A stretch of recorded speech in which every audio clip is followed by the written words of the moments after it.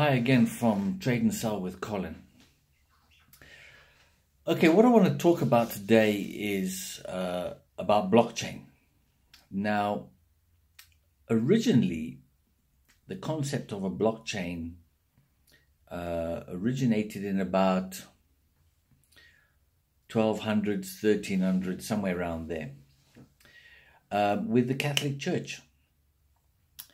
And that technology is still used today. Now, it may not be called blockchain, but obviously it was called something else. But what would happen is let's say a wealthy person wanted to send some money. Let's take the Catholic Church. They wanted to send some money from Rome to, let's say, Portugal. So instead of carrying a huge amount of money by horseback and risking getting caught, hijacked, to use a modern term, highway robber, to use the old term, and getting your money stolen, they would use a form of a secret code.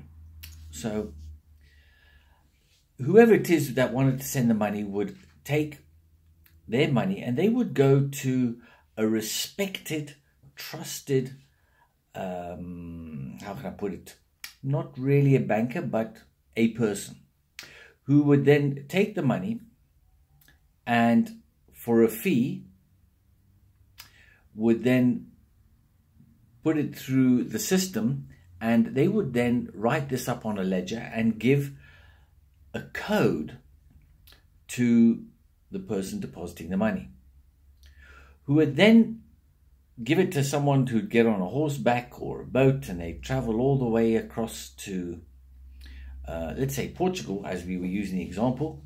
They'd get there, they'd go to another person who had a ledger, a trusted person, and they would give this piece of paper, which now, who's going to come and rob you for a piece of paper? You don't know what to do with it. They wouldn't even know you're carrying it. It would mean nothing to anybody else. So with this code, they would then go to the other person with a ledger in the other part of the world, and they'd present this, who would then understand what this code was and then say, right, okay, here's your money, and there's a little bit of a fee. So you got a depositing fee and a withdrawing fee. And this would happen backwards and forwards and all over the place. And this is how money was transacted over large amounts, over long distances. It was the safest way.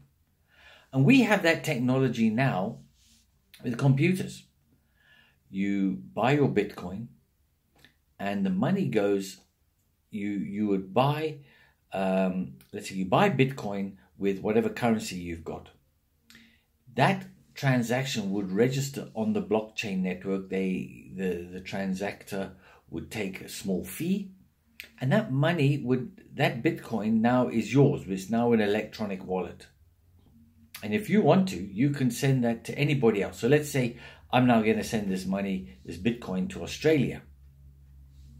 When it arrives there, after 5 minutes, 10 minutes, half an hour, what happens is all these computers who have a long code with every transaction, they will be able to say, right, this is the correct thing. They would check it 2 times, 3 times. The most I've seen is actually 4 confirmations before it is released finally into that person's digital wallet on the other side.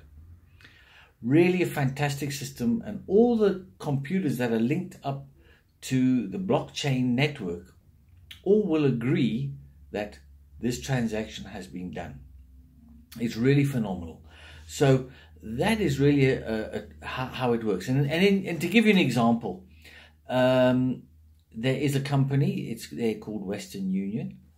If I wanted to send some money from here to Zambia, let's say I want to send $1,000. So I go into the Western Union office. I'd say, here's $1,000. I want to send it to this person. I'd pay a small fee. They take the $1,000. They give me a code. I could email, WhatsApp, text, Telegram, whatever it is, the code to the person in Zambia. They would then go with their identification to show who they are, and they would then give the code, and they would be able to withdraw the money out on the other side. So actually what's happened is we haven't actually sent all the money all the way through to them.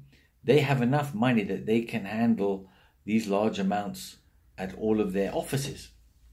But that's the theory behind it. This is a blockchain technology that we sort of never really used the word blockchain 10 years ago, but we are using it now. And that is how we transact on a simplified term with Bitcoin and all the other cryptocurrencies. Well, I hope that helps. If there's any other questions, let me know. Put it in the comments. I'll see if I can do a video on that. Don't forget to like, share, and subscribe.